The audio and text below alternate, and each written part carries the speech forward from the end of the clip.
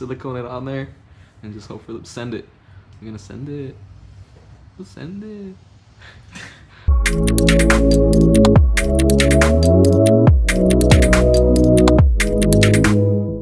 Alright guys, so while driving my BMW, it got a code for a P0171, which a lot of people were saying it's running lean.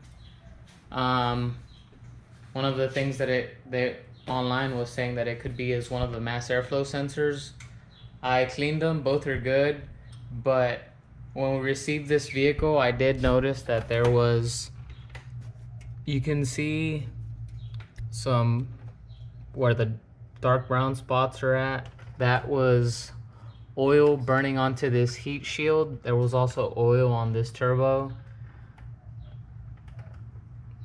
And when I started going through everything, I found a tube that crosses over from this driver's side turbo inlet to this passenger valve cover. There's a plastic hose like this, and since it runs right over the turbos, it does get very hot, and plastic when exposed to heat does get brittle and cracks.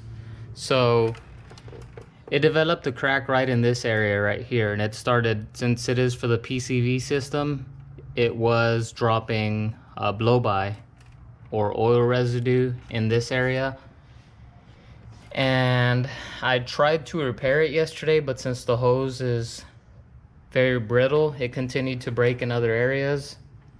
I threw away the hose and I can't find it anymore. I wish I could show you guys what I was talking about, but this piece goes connected here, and the hose is routed up through here, crosses over, and it's connected right here with this piece.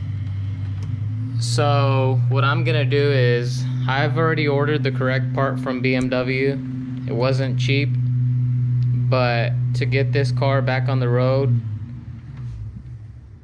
that does appear to be like a barbed nipple. On this one, it still has the hose material on it, but you could see the other piece on the inside. So what I'm gonna do is, I'm gonna cut off this outer layer and be very gentle that I don't break this plastic tube, because we need that for the hose that we're gonna purchase to slide over it. This is just a temporary fix to get it back on the road. Like I said, one of the common codes for having a vacuum leak on these cars is a P0171, and it's a lean condition. These cars are twin turbo, and you do not want to run lean. You could cause damage to your engine. But if you guys are experiencing that code in particular, I would take a look at all of these lines. They are, I mean, I'm scared to even touch them because of how brittle they are. But I did find out that that's where my leak is coming from, through this boost leak tester that I have.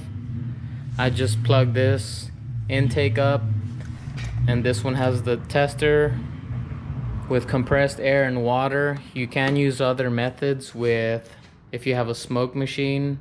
I don't have access to one, so we're gonna do with what we have. But once I find the proper hose from my local parts store, I'm gonna show you guys what it looks like once it's fitted back and installed. Alright guys, I was able to find the hose. So just to give you a rough quick idea before I leave,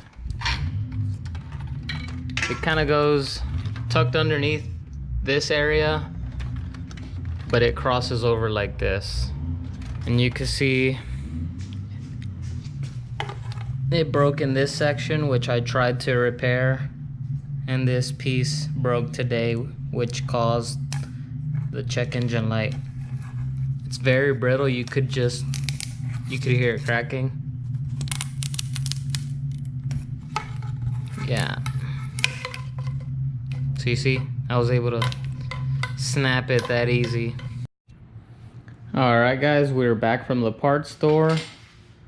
So what I did was I told the guy at the counter, I asked him for a fuel hose the diameter of this barb, and he looked like an older gentleman, so I'm pretty sure he knew, he had better judgment than me. The reason why I chose a fuel hose was because I know they're reinforced, and for the PCV system I wanted something reinforced that wouldn't potentially collapse. Yes, this is short term, but you never know. For some of you guys, you're not able to source that other hose, and this may be a solution for you.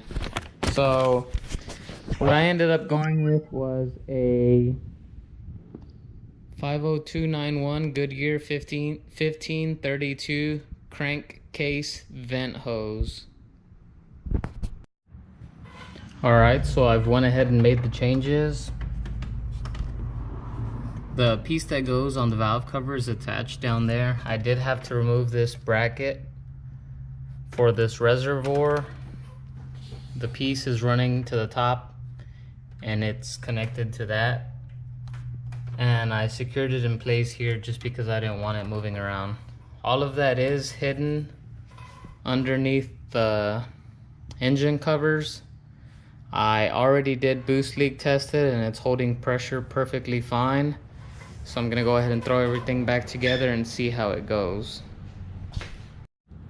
Alright guys, so we have everything put back together.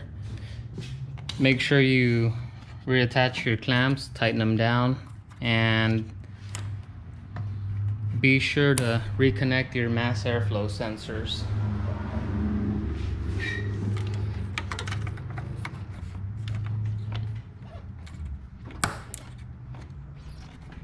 Alright, for this vehicle I'm not entirely sure how I'm gonna clear the code.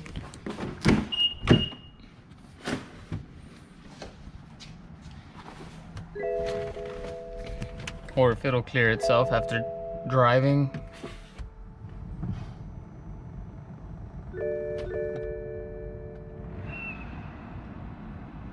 Because you can see the check engine light is still active. Alright guys, so as soon as I started the truck up, the check engine light went away. Earlier, before I made the repairs, I was trying to clear the fault, turn off the truck, turn it back on, and it wouldn't go away. So since the sensors on the vehicle detected that the repair has been fixed, the check engine light went away immediately. So that is a thumbs up from us. I will keep you guys posted to see if it continues to work up until we receive our part to properly fix this.